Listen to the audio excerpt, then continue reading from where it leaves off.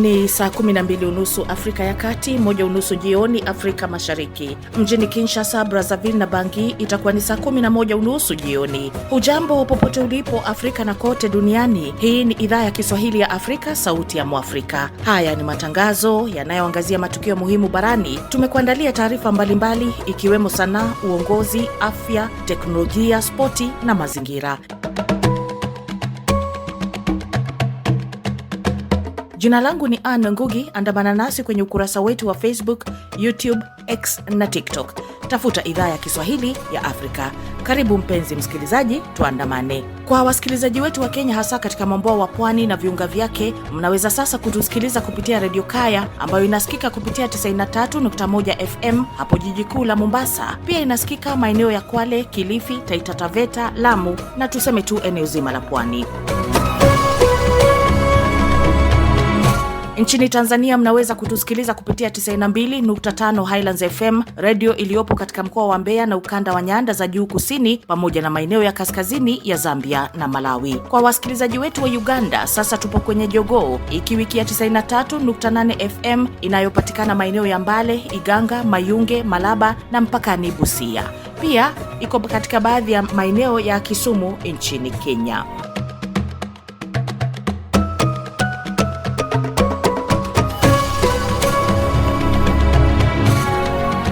Ni Mei 21, Alhamis hii. Tunatupia jicho panda shuka za spika wa zamani wa Uganda Anita Among ambaye anachunguzwa kwa tuhuma za kujilimbikizia mali. Kuna baadhi ya maafisa wakuu ambao wapo serikalini ambapo wanasema pia wanapaswa kufanywa uchunguzi wa kina. Manake pale bungeni pia kuna mhasibu wa bunge ambaye pia wanasema baadhi ya hizi hela ambazo zilikuwa zinatiliwa saini na spika zilikuwa zinaidhinishwa na yule mhasibu pale. Pia tutakufahamisha taarifa kuhusu mlipuko wa Ebola huko DRC.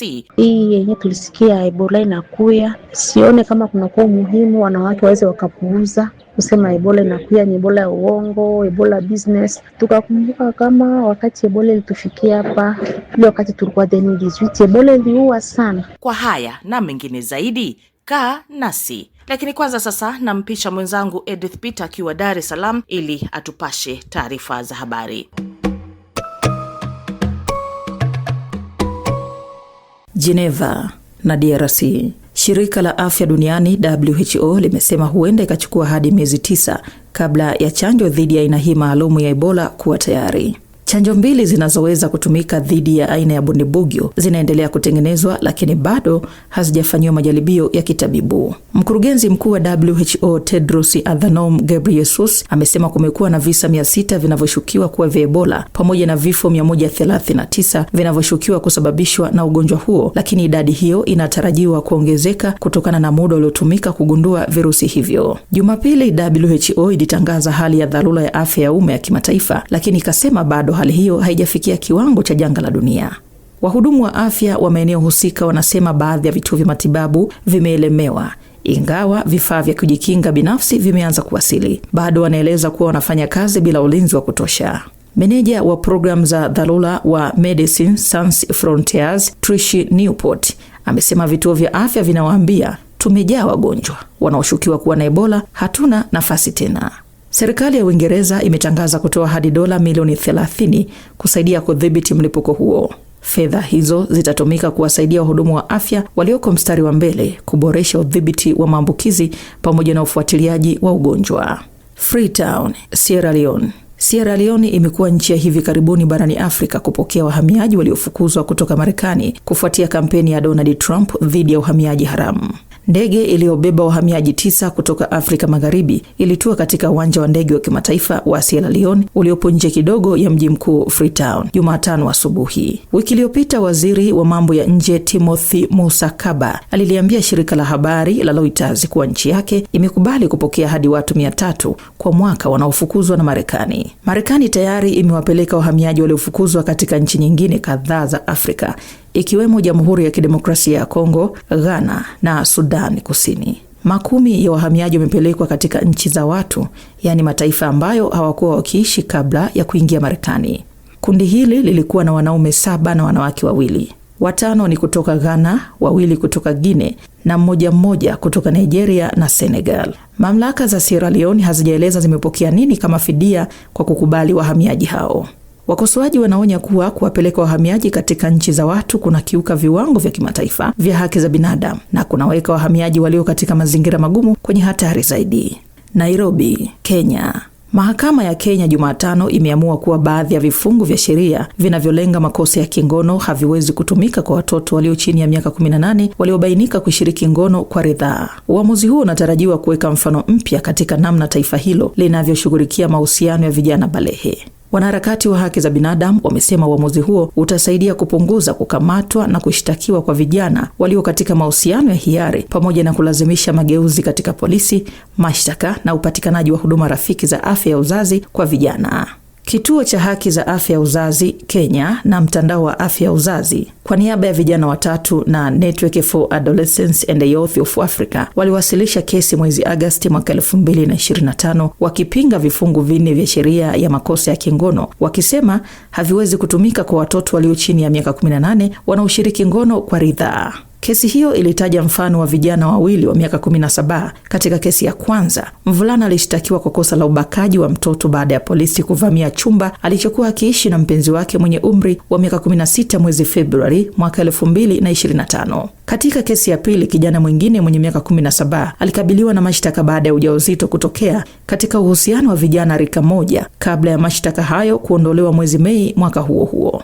Jaji Bahati Mwamuye amesema kesi hizo 2 zimesimamishwa na haziwezi kuendelea katika mfumo wake wa sasa. Kwa mujibu wa sheria za Kenya, mtu yeyote mwenye umri wa miaka 18 au zaidi anahesabiwa kuwa mtu mzima. Abuja, Nigeria. Majeshi ya Nigeria yakishirikiana na Marekani yamedai kuwaua wapiganaji 175 wa Islamic State katika mashambulizi ya pamoja yaliyofanyika hivi karibuni kaskazini mashariki mwa nchi hiyo. Makao makuu ya ulinzi ya Nigeria yalisema Jumanne kuwa operesheni zilizofanywa kwa kushirikiana na jeshi la Marekani kupitia United States Africa Command ziliharibu vizuizi vya ukaguzi, maghala ya silaha, vituo vya usafirishaji wa vifaa vya kijeshi pamoja na mitandao ya kifedha iliyokuwa ikitumiwa na ISIS na kundi la Islamic State West Africa Province ambalo limekuwa likiendesha mapambano ya muda mrefu katika eneo hilo. Tangazo hilo limekuja baada ya Africom kusema ilifanya mashambulizi siku ya Jumapili kwa uratibu wa serikali ya Nigeria.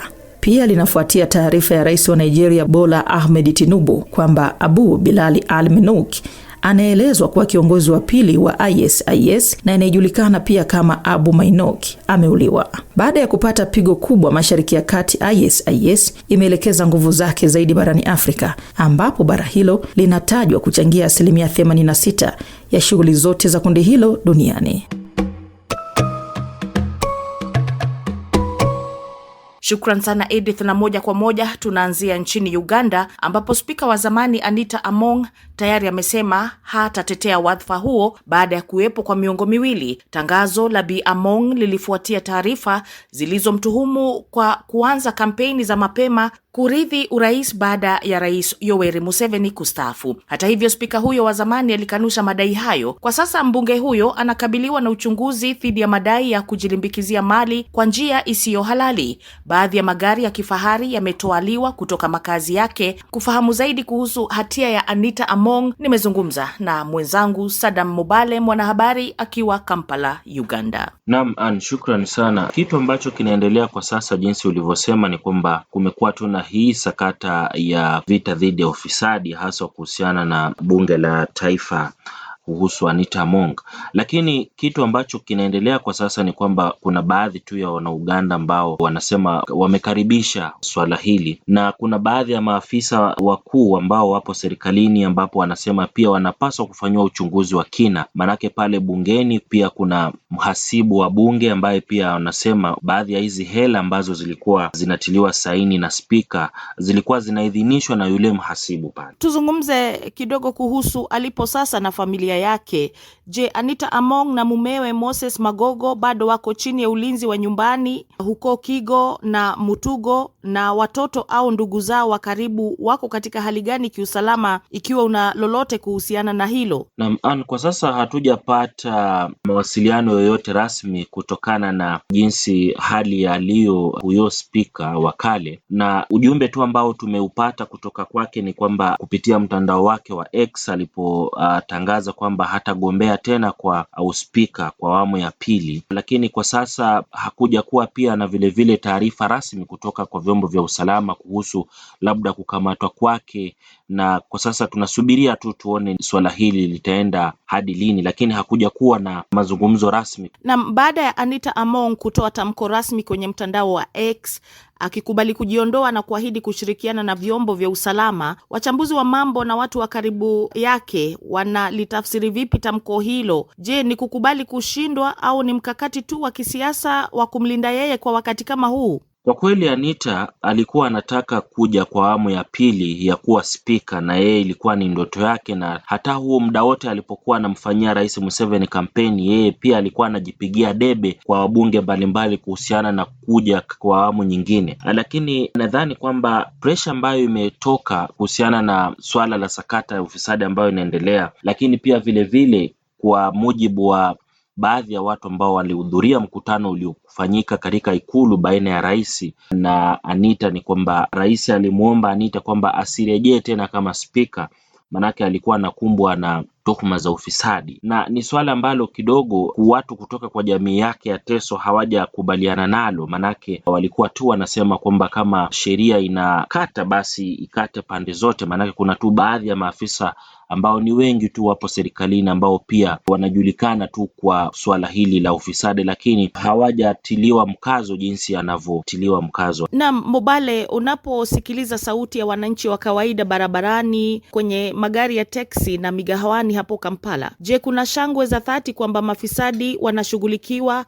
au watu wanaona hii kama vita vya kisiasa vya ndani ya chama tawala NRM? Ombi limeendelea kutoka kwa wakazi na wananchi wa Uganda kwamba hiyo taasisi ya bunge ni moja tu baadhi ya taasisi nyingi ambazo ziko kwa ufisadi, lakini pia wito umetolewa kwamba hili swala lisikome tu pale bungeni, manake kuna taasisi nyingine kama polisi, kuna taasisi zingine kama kotini, na wananchi tu wanasema kwamba hili swala liende hadi taasisi nyingine.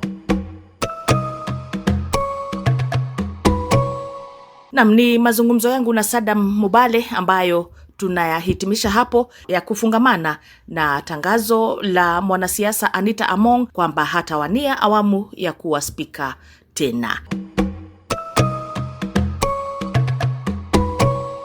Tuelekee Sudan Kusini ambapo shinikizo zimeendelea dhidi ya Rais Salva Kiir na utawala wake wa mpito. Ujumbe wa mabalozi 17 pamoja na muungano wa Ulaya wametaka Kiir kuheshimu mwafaka wa amani wa mwaka 2028 ambao ulimaliza mapigano. Aidha, wametaka mamlaka za Juba kufanikisha mchakato wa uchaguzi mkuu. Rais Salva Kiir alitupa nje mwafaka wa amani baada ya kumtuhumu hasimu wake wa kisiasa na aliyekuwa makamu wa rais Riek Machar kufanya jaribio la mapinduzi. Kwa sasa Machar amewekwa kizuizini cha nyumbani. Hii imepelekea kuzuka upya kwa makabiliano kati ya wanajeshi watiifu kwa viongozi hao wawili katika jimbo la Jonglei, ambapo mamia wameuawa na wengi kukimbia makazi yao. Kuhusu hatima ya amani Sudan Kusini, nimezungumza na Profesa David Monda, mchambuzi wa masuala ya dunia na pia mhadhiri katika chuo kikuu kule mji wa New York, Marekani. Nadhani Rais Kiir yupo pahala pagumu kwa sababu kwa upande fulani anataka kuendelea kupata msaada kutoka hao wafadhili. Tunajua kwamba mafuta ghafi mengi ya kutoka Sudan Kusini hayapiti kwa njia rahisi kwa sababu ya vita zilizopo kule Sudan. Kwa hivyo anahitaji usaidizi kutoka nje. Lakini changamoto nyingine ni kwamba Sudan Kusini ni nchi kwa miundombinu za kusimamia dola ni dhaifu sana. Kwa hivyo kuna vikundi vingi vya wanamgambo walio na silaha ambao hawangependa kwa misingi ya kikabila, misingi ya rasilimali, misingi ya kisiasa, kuwepo na serikali au Salva Kiir kuwa na uwiano na wakosoaji wake. Profesa Monda, hatari ya kuvunjika kwa makubaliano ya amani ya mwaka wa 2018, ongezeko hili la tahadhari kutoka kwa jumuiya ya kimataifa linakuja huku kukiwa na hofu za mara kwa mara kuhusu kusuasua kwa utekelezwaji wa vipengele vya mkataba wa amani wa mwaka huo niliotaja wa 2018. Je, mabadiliko haya ya upande mmoja yanayolalamikiwa yanatishia vipi usalama wa nchi hiyo? Na hatari kubwa ya kurejelea vita vya wenyewe kwa wenyewe tena kwa njia kali zaidi, kwa sababu za kiuchumi na za kisiasa. Serikali ya Juba ipo hatarini kwa sababu ya udhaifu wa uchumi. Kwa hivyo kurejelea swali la kwanza, inachangia sana kwa kuwepo kwa udikteta, ile hatari ya waleta pamoja wakosoaji wa Salva Kiir, kwa sababu akiendelea hivi huu uongozi wa udikteta na kuchukua maamuzi peke yake bila kuwasilisha au kupata mchango kwa wakosoaji wake upinzani, huenda ikasambaratisha makubaliano, kwa sababu serikali hii inabidi kuwa serikali inayoshirikisha. Naam, ni Profesa David Monda, mchambuzi wa masuala ya dunia, akizungumzia hatima ya Sudan Kusini.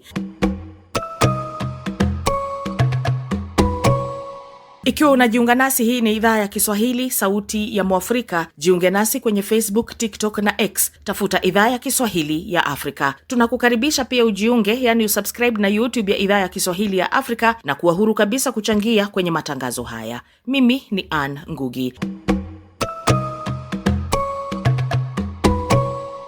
Ukiwa Afrika Kusini unaweza kutusikiliza kupitia SA Swahili FM radio iliyopo mji wa Johannesburg kila siku, na pia inapatikana kwa masafa marefu. Sasa matangazo yetu yapo kwenye redio ya Jamii Kivu ambayo inapatikana katika mji wa Baraka, tarafa ya Fizi, mashariki mwa DRC.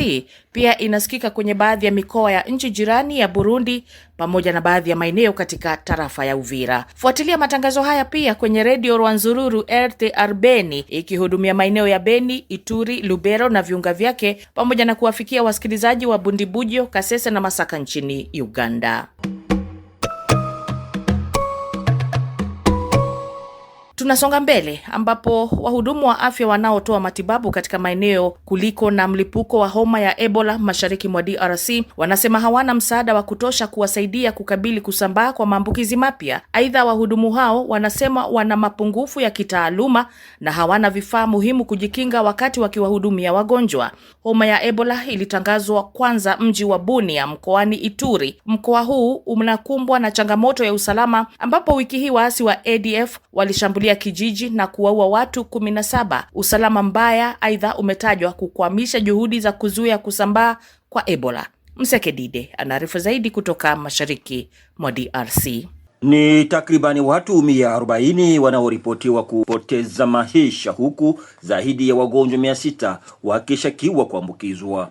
Kwa mujibu wa shirika la afya duniani WHO, mlipuko wa sasa unaonekana ukawe mkubwa zaidi kuliko inavyotarajiwa na kufikiriwa na wengi, kwa sababu watu waliambukizwa wengi kwenye baadhi ya familia na jamii pasipo kujua, kutokana na kuchelewa kugunduliwa kwa ugonjwa huo. Tayari vifaa vya matibabu vimewasili kwenye hospitali kuu ya Bunia, mji mkuu wa mkoa wa Ituri, kwa ajili ya kuwashughulikia wagonjwa pamoja na huduma zingine za msingi. Kuhusiana na hali hii, kinachotakiwa kwa jamii kwa sasa ni kuzingatia maagizo kama vile maelekezo ya wahuduma wa afya, huku uhamasishaji ukianza kwa wale wanaoelewa janga hili hatari. Bibi Beatrice Simone yuko makini na tayari kachukua tahadhari. Unajua hii yenye tulisikia Ebola inakuya, sione kama kuna kwa umuhimu wanawake waweze wakapuuza kusema Ebola inakuya, ni Ebola ya uongo, Ebola business. Tukakumbuka kama wakati Ebola ilitufikia hapa,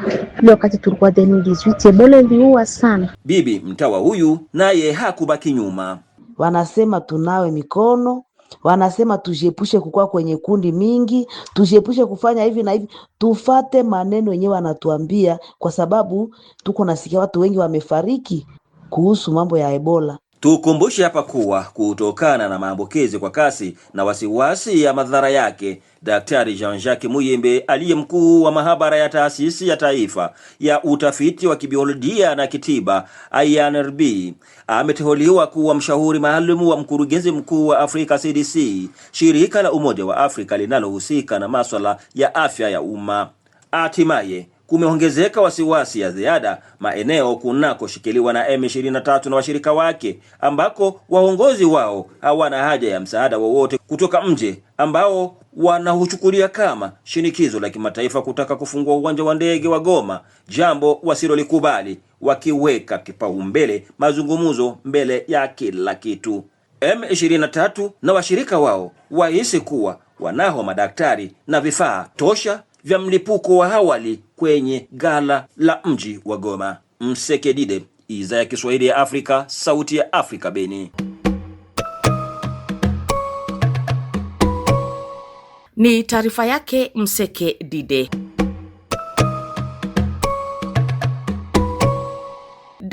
WHO inasema itachukua miezi 9 hadi mwaka mmoja kufanikisha chanjo dhidi ya homa ya Ebola ya virusi vya Bundibugyo.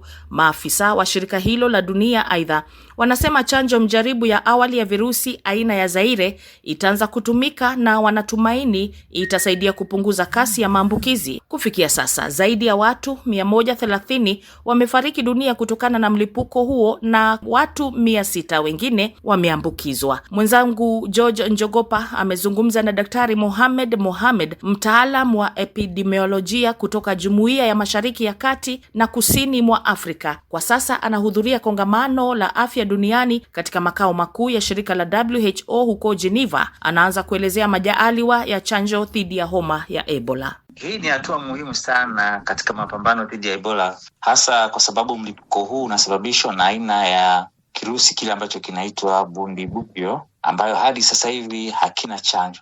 Hivyo shirika la afya ulimwenguni na washirika wake wanachokifanya sasa hivi ni kutafuta kutumia chanjo za majaribio ili kusaidia kupunguza maambukizi wakati tafiti zaidi zinaendelea. Wananchi waelewe kwamba chanjo za majaribio hutolewa chini ya usimamizi wa kisayansi na maadili ya kitabibu, na mara nyingi sana zinalenga kwenye makundi yaliyo kwenye hatari kubwa sana, kama wahudumu wa afya na wale ambao walikutana na wagonjwa ambao tunaita contact.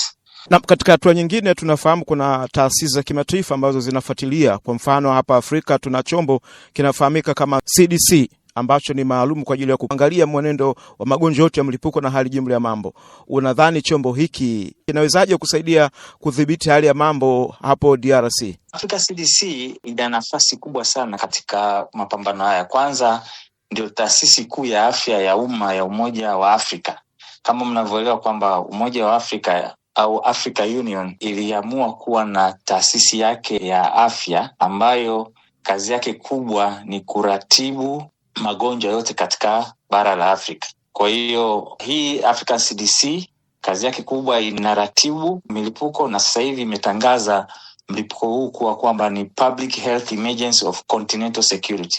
Ukiangalia WHO wametangaza kwamba ni Public Health Emergency of International Concern, lakini hawa kwa sababu wao wanadili na Ebola kwa sasa hivi mainly iko Afrika, wao pia wametangaza hali ya hatari katika eneo letu la Afrika. Na hii pia nayo naruhusu sasa nchi za Afrika pamoja na taasisi zingine kuratibu wataalamu wa afya kutoka nchi mbalimbali za Afrika kwenda kusaidia maeneo yaliyoathirika, kusaidia uchunguzi wa maabara, kuimarisha ushirikiano wa mipakani kati ya DRC, Uganda na nchi ambazo zinazunguka, na vile vile kupata vifaa kinga, kuimarisha mifumo ya taarifa na mawasiliano. Lakini kikubwa zaidi ni kuendelea kushirikiana na shirika la afya ulimwenguni, serikali za nchi husika na taasisi nyingine kuhakikisha kwamba taarifa na hatua zinachukuliwa mapema. Kwa hiyo ni taasisi muhimu sana katika mapambano sasa hivi ya ugonjwa. Hadi sasa nchi kadhaa ambazo zinapakana na Jamhuri ya Kidemokrasia ya Kongo zimetangaza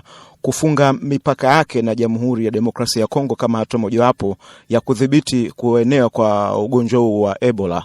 Wakati huo pia baadhi ya madola duniani yamepiga marufuku ama yamezuia raia wake kuzuru katika nchi ambazo zinashukiwa kuwa na ugonjwa huo. Kwa lugha nyingine, wewe katika mtazamo wako unadhani sio unyanyapaa huu? Kitaalam, hatua za afya za umma zinapaswa kuzingatia ushahidi wa kisayansi na vile kutathmini hatari ambayo itakayokuwepo. Kwa hiyo Shirika la Afya Ulimwenguni ilitengeneza sheria ya afya ya kimataifa inaitwa International Health Regulation, ambayo ilikuwa inasisitiza mara nyingi kwamba wakati tunachukua hatua za kupambana na magonjwa, tuhakikishe kwamba hatuzuii watu kuendelea kutoka kwenye sehemu moja kwenda nyingine, hatuzuii biashara na mambo mengine. Lakini historia inaonyesha mara nyingi nchi, kutokana na kwamba pia nchi nazo zina mamlaka yake yenyewe ambazo zinaweza zikaangalia kwanza kuona kwamba kutokana na hatari iliyokuwepo kwa nchi ya jirani, mimi nimejiandaa vipi kama kutakuwa kuna watu wengi watakuja kwenye nchi yangu. Ni Daktari Mohamed, mtaalamu wa epidemiolojia kutoka Jumuiya ya Mashariki, Kati na Kusini mwa Afrika, akihitimisha mazungumzo hapo kuhusiana na mlipuko huu wa Ebola nchini DRC.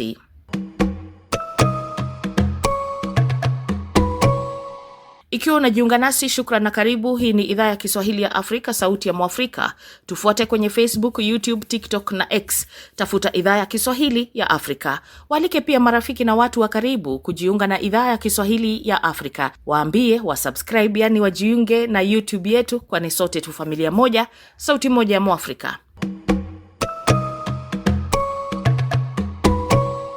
Kwa wasikilizaji wetu wa Tanzania, mnaweza kutusikiliza mubashara kupitia Chipuka FM Radio 101.6 Gairo mkoani Morogoro. Hii inasikika pia jiji kuu la Dodoma, Manyara, Tanga na baadhi ya maeneo ya mkoa wa Tabora. Radio Maniema New City ikirusha matangazo yetu kwa masafa ya 97.4 FM katika jiji la Kindu, ambao ni mji mkuu wa jimbo la Maniema, Jamhuri ya Kidemokrasia ya Kongo RDC. Ukiwa hapo mashariki mwa DRC, unaweza kutupokea kupitia radio wa shirika Radio Ngoma ya Amani Fizi, inapatikana na maeneo ya Baraka, Kivu Kusini na maeneo ya Kigoma nchini Tanzania na Burundi. Hivi karibuni tutakuwa hapo Kigali na Bujumbura kuhakikisha sauti ya Mwafrika inasikika. Tukisonga mbele ni kwamba shinikizo la kimataifa dhidi ya serikali ya mpito ya Sudan Kusini chini ya Rais Salva Kiir Mayardit linaendelea kuongezeka baada ya mataifa 17 pamoja na Umoja wa Ulaya kuonya dhidi ya kile wanachokiita mabadiliko ya upande mmoja katika mkataba wa amani wa mwaka 2018, wakati upinzani ukipinga kile unachodai kuwa ni njama za Kiir kuvuruga uchaguzi na kubaki madarakani. Wachambuzi wa siasa wanaonya kuwa Sudan Kusini inaweza kuingia kwenye shimo lenye kina kirefu. Nampisha mwenzangu Ibrahim Hassan ambaye anawasilisha tahariri ya leo. Katika kipindi hiki ambacho wananchi wa Sudani Kusini wanajiandaa kuelekea uchaguzi mkuu wa mwaka 2026, ni muhimu kwa Rais Salva Kiir kutambua kuwa mamlaka ya kweli hutokana na ridhaa ya wananchi kupitia sanduku la kura, si kupitia mbinu za kisiasa na kubadilisha makubaliano ya amani kwa manufaa ya kundi fulani. Kauli ya pamoja ya balozi 17 za mataifa mbalimbali pamoja na Umoja wa Ulaya ni ishara tosha kwamba dunia inaendelea kufuatilia kwa karibu mwenendo wa serikali ya mpito ya Sudani Kusini. Onyo lao kwamba mabadiliko ya upande mmoja katika mkataba wa amani wa mwaka 2018 yanaweza kuhatarisha uhalali wa serikali na kudhoofisha juhudi za kulinda amani linapaswa kuchukuliwa kwa uzito mkubwa.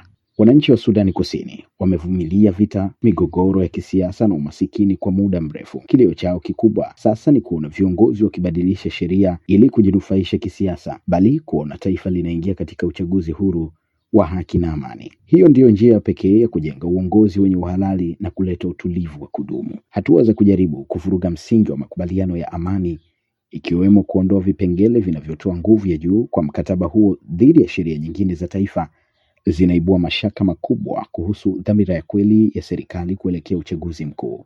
Aidha, kupuuzwa kwa ushirikishwaji wa upinzani, hasa kundi la SPLM-IO linalohusishwa na Riek Machar, kunadhoofisha maridhiano yaliyopatikana kwa shida kubwa baada ya miaka ya vita ya wenyewe kwa wenyewe. Rais Salva Kiir anapaswa kuelewa kuwa kuchelewesha au kuvuruga uchaguzi kupitia janja za kisiasa hakutamaliza kiu ya wananchi ya mabadiliko.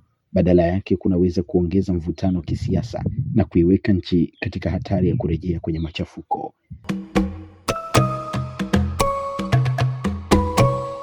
Asanteni wote kwa kuchangia matangazo ya leo. Hii ni idhaa ya Kiswahili ya Afrika, sauti ya Afrika. Jiunge nasi kwenye Facebook, YouTube, TikTok na X. Ni hayo tu kwa leo. Jina langu ni Anna Ngugi. Kwaheri ya kuonana.